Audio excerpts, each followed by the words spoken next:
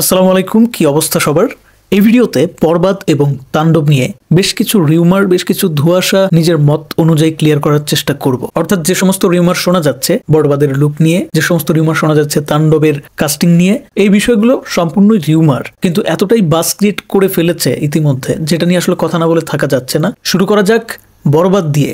বরবাদ মুভিতে গল্পের একটা পর্যায়ে গিয়ে শাকিব খানের মাথায় নাকি চুল থাকবে না, অর্থাৎ ন্যাড়া লুকে ধরা দিবেন মেগাস্টার। এটা কি আসলে রিউমার নাকি সত্য? আমি অবাক হই। এই সমস্ত রিউমার যারা ছড়ায় সেটা যদি পরবর্তীতে গিয়ে মিলে যায়, যদি সত্য হয়, তাহলে তো তার মানে হচ্ছে তারা জেনে বুঝেই এইটা লিক করে দিয়েছে, তাই না? ব্যাপারটা তো এটাই। সো এটা কি তারা সিনেমাটার ক্ষতি করলো না? অবশ্যই ক্ষতি করলো, যদি এটা পরবর্তীতে গিয়ে দেখা যায় যে সত্যি। আর যদি সত্যিই না হয়, তাহলে অযথা আন্দাজি ঢিল মারার কি কোনো দরকার আছে? কোনো দরকার নাই। হ্যাঁ, এইটা হইতে পারে যে প্রেডিকশন করলাম যে এরকম হইতে পারে, কিন্তু যদি আমি আসলে জানি যে এটাই হবে, তাহলে আমার মনে হয় যে এইভাবে লিক করার কোনো মানে হয় না। যাই হোক, আমি আমার মতামতটা জানালাম। আমি জানি যে বরবাদ সিনেমায় ন্যাড়া লুক থাকবে নাকি থাকবে না, কিন্তু আমি এখানে প্রকাশ করব না। অবশ্যই শুধু এইটুকু বলবো, অবশ্যই এমন একটা লুকেই শাকিব খানকে দেখা যাবে, সেকেন্ড লুকের কথা বলতেছি, যে লুকটায় শাকিব খানকে এর আগে এইভাবে আসলে কেউ দেখে নাই, আসলেই দেখে নাই। এখন সেটা মাথায় একদমই চুল থাকবে কিনা থাকবে না, এটা যদি এখনই আমি বলি এইভাবে, তাহলে তো ব্যাপারটা হইলো কি যে আমি আসলে চমকটাই রাখলাম না। আমার তো সেই অধিকার নাই।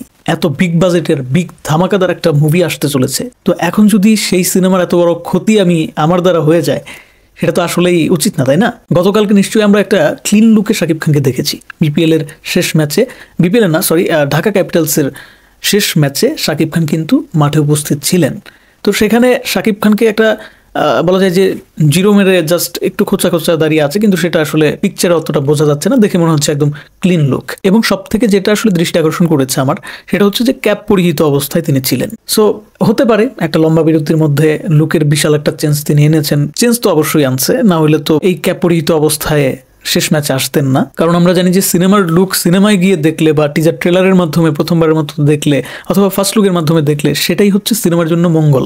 অযথা এগুলো নিয়ে আসলে বেশি কাটাছেড়া করতে যায় সিনেমাটার ক্ষতি না করি। এবার আসি তাণ্ডব প্রসঙ্গে। তাণ্ডব সিনেমাটা কিন্তু রায়হান রাফির আপকামিং সিনেমা, কোরবানি ঈদের সিনেমা, শাকিব খানের সিনেমা, চরকি আলফা এর সিনেমা। সো আবারও আমরা সেই টিমকে দেখতে যাচ্ছি, সেই টিমের সিনেমা দেখতে যাচ্ছি। তাণ্ডবের লুক আসলে কেমন হতে পারে? একটু আগে আমি বললাম যে লুক আগেই বলা উচিত না, কেমন হবে না হবে এগুলো নিয়ে কথা বলা উচিত না। এখন আমি আবার বলতেছি ব্যাপারটা এরকম না। আমি আগেই বলছি কিন্তু যে অনুমান করা যেতেই পারে, কিন্তু কোনো জায়গা থেকে একদম 100% একটা অথেন্টিক তথ্য পেয়ে গেছি অফিসিয়ালি আসার আগে, সেটা আমি লিক করে দিলাম, সেই ব্যাপারটার পক্ষে আমি না, আমি সেটা বলছি। যাই হোক, লুকটা কেমন হতে পারে এটা নিয়ে প্রশ্ন তুলেছে আমারই এক ভিডিও দেখে এক দর্শক, নিয়মিত দেখেন উনি আমাকে পার্সোনালি জিজ্ঞাসা করছে, প্লাস কমেন্টে জিজ্ঞাসা করছে যে ভাই, এটাই কি তাণ্ডবের লুক? শাকিব খানকে দেখলাম বিপিএল এর ঢাকা ক্যাপিটালসের শেষ ম্যাচে আসলো ক্যাপ পইরা, তারপর হচ্ছে দাড়িটারি কিচ্ছু না, এরকম ক্লিন সেভ, এই লুকে না ভাই, এটা হলে তো ভালো লাগবে না। তো আসলে দর্শকের অনেক আগ্রহ লুকটা কেমন হবে তাণ্ডব। প্রথমত, তাণ্ডব নামটার সাথে এই ক্লিন লুকটা যায় না। দ্বিতীয়ত, তাণ্ডব সিনেমার শুটিং এখনো শুরু হয় নাই, ইভেন মহরতটাও এখনো পর্যন্ত হয় নাই, যেটাকে বলে অ্যানাউন্সমেন্ট, সবার সাথে একটা পরিচিতি পর্ব। দেরি আছে ভাই, সবেমাত্র প্রি প্রোডাকশনের সমস্ত কাজ কমপ্লিট করা হয়েছে। শুটিং শুরু যদি তারা এই মাসের শেষের দিকেও করে, একটা মাস সময় কিন্তু হাতে আছে। এর মধ্যে ওই দাড়ি দেখা গেছে যে একটা পর্যায়ে পৌঁছাবে, লুকটা কিন্তু এরকম থাকবে না। আর বরবাদের যে লুকটা ছিল সেটা থেকে শিফট করার জন্য আমার যেটা মনে হয় যে শাকিব খান কিন্তু এখন এই লুকটা ধারণ করেছেন, যাতে করে তাণ্ডবে একটা ডিফারেন্স থাকে। আবার এমনটাও হতে পারে যে বরবাদের কোনো একটা সিনের শাকিব খানকে আমরা এই লুকে দেখতেও পারি, কিন্তু সম্ভাবনা খুবই কম। তাণ্ডবের জন্য শাকিব খান এখন থেকে প্রস্তুতি পর্ব শুরু করে দিয়েছেন। আর এক্ষেত্রে অ্যাক্টর অ্যাক্ট্রেসরা যেটা করে, তারা একটা র মুডে চলে যায়, হয় একেবারে ক্লিন, আর তা না হইলে যদি অতিমাত্রায় বড় চুল দরকার হয়, বড় দাড়ি দরকার হয়, তাহলে আর চুল দাড়ি একদমই কাটে না। ঢাকা ক্যাপিটালের শেষ ম্যাচে আমরা শাকিব খানকে যে লুকে দেখেছি, যে টাইপের দাড়ির স্টাইল দেখেছি, ওই স্টাইলে কিন্তু শাকিব খানকে আমরা তাণ্ডবে দেখবো না, দেখার সম্ভাবনা নাই বলেই আমার মনে হয়। এবার আরেকটা ইন্টারেস্টিং রিউমার যেটা উঠেছে, তাণ্ডবেও দুই নায়িকা, একটা বাংলাদেশ থেকে আর একটা কলকাতা থেকে। বাংলাদেশ থেকে কে, কলকাতা থেকে কে? সিনে ডিটেকটিভরা তারা খুঁজে বের করে ফেলেছে যে তাণ্ডবে দুই নায়িকার মধ্যে বাংলাদেশ থেকে থাকতে যাচ্ছে নাজনীন নাহার নিহা, কলকাতা থেকে থাকতে যাচ্ছে দেবের গার্লফ্রেন্ড রুক্মিণী মৈত্র। আগে বলে রাখি, দেব কিন্তু আমার পছন্দের নায়ক, প্রিয় নায়ক। আমি কিন্তু ফান করে কথাটা বললাম, তবে এটা সত্য। আবার ঠিক আছে, ফান হইলেও এটা সত্য। গার্লফ্রেন্ড কিন্তু রুক্মিণী মৈত্র, এটা সবাই জানে। তো এবার কথা হচ্ছে, এই রিউমারটা কি আসলে রিউমার নাকি সত্য?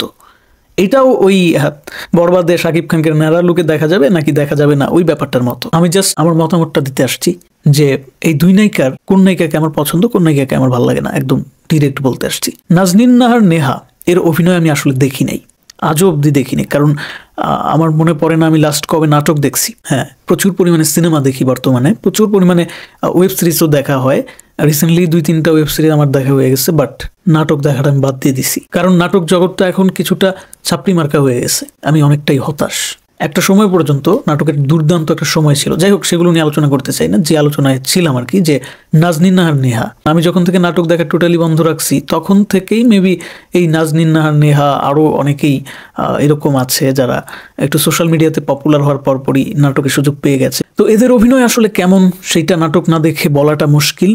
এই নাজনীন নেহাকে দেখতে মাশাআল্লাহ সুন্দর, নায়িকা হিসেবেও যায়, তবে আসলে অভিনয়টা কেমন সেইটা আমার মনে হয় যে এই ভিডিও করার আগে নাটক দেখে নিলে ভালো হতো। কিন্তু বিশ্বাস করো বন্ধুরা, আমি কয়েকবার সিদ্ধান্ত নিচ্ছিলাম যে নাটক একটা দেখি, এর অভিনয়টা কেমন অ্যাটলিস্ট এইটুকু দেখি, তারপরে কথা বলতে সুবিধা হবে তোমাদের সামনে। বাট কেন জানি ইদানিং নাটকের প্রতি মায়া মহব্বত, আগ্রহী চলে গেছে, দেখতেই মন চায় না। পরে আর দেখলাম না, ভাবলাম যে এটা দর্শকের উপরেই ছেড়ে দিব।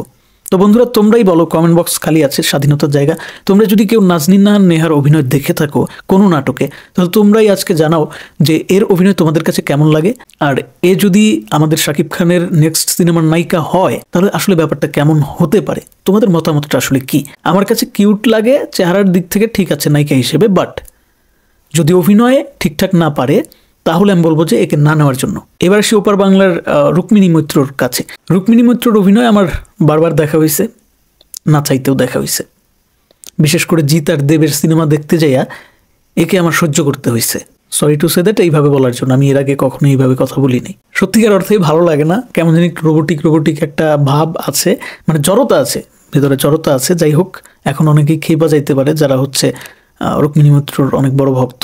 মেবি জিতের লাস্ট একটা সিনেমা বুমেরাং নামে একটা সিনেমা ছিল, ওই সিনেমাতে রুক্মিণী মৈত্রকে দেখা গেছিল। ওখানে রুক্মিণী মৈত্রকে যে ক্যারেক্টারটা দেওয়া হয়েছিল আমার মনে হয় ওইটাই তার জন্য পারফেক্ট ছিল, কারণ ওইটা তার সাথে, তার চেহারার সাথে, তার মানে অভিনয় স্কিলের সাথে যায়। আমার কাছে মনে হয় না যে ন্যাচারাল অভিনয়ের ক্ষেত্রে সে আহামরি কোনো কিছু করতে পারে। অ্যাটলিস্ট যে কয়েকটা সিনেমা তার দেখা হয়েছে সেগুলো দেখে তো তাই মনে হয়েছে। তবে হ্যাঁ, লাস্ট একটা সিনেমা নারী কেন্দ্রিক সিনেমা যেটাতে সে অভিনয় করেছে, সিনেমাটার নাম খেয়াল আসতেছে না, কি জানি নাম। যাই হোক, টিজার ট্রেলার দেখছিলাম, ওই সিনেমাতে আমার মনে হয় যে রুক্মিণী মৈত্র তার সেরা অভিনয়টা করেছে। এখন ওই সিনেমাটা তো এখনো পর্যন্ত ওইভাবে আসলে স্প্রেডও হয় নাই। সো ওই সিনেমার জন্য তাকে হুট করে কাস্ট করে ফেলবে বা ওই অভিনয় স্কিল দেখে কাস্ট করবে, এরকমটা তো হতে পারে না। আর তাছাড়া সব থেকে বড় কথা হচ্ছে যে শাকিব খানের সাথে রুক্মিণী মৈত্র, ব্যাপারটা আমার কাছে কেমন জানি যায় না। কাউকে ছোট করতেছি না, আসলেই রুক্মিণী মৈত্রকে আহামরি লাগে না আমার কাছে নায়িকা হিসেবে।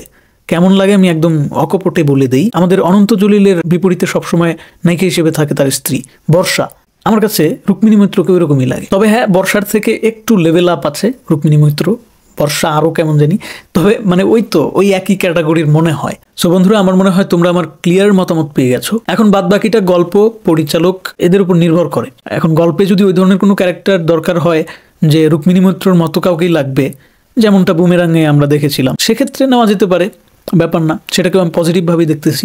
বাট যদি বলি যে একজন নায়িকা হিসেবে আপাত দৃষ্টিতে আমার কাছে আহামরি লাগে না। ধন্যবাদ সবাইকে ভিডিওটি দেখার জন্য। অবশ্যই কমেন্ট বক্স স্বাধীনতার জায়গায়, কমেন্টে সবাই জানাও যে আমার সাথে তোমরা একমত নাকি তোমাদের ভিন্ন কোনো মত আছে।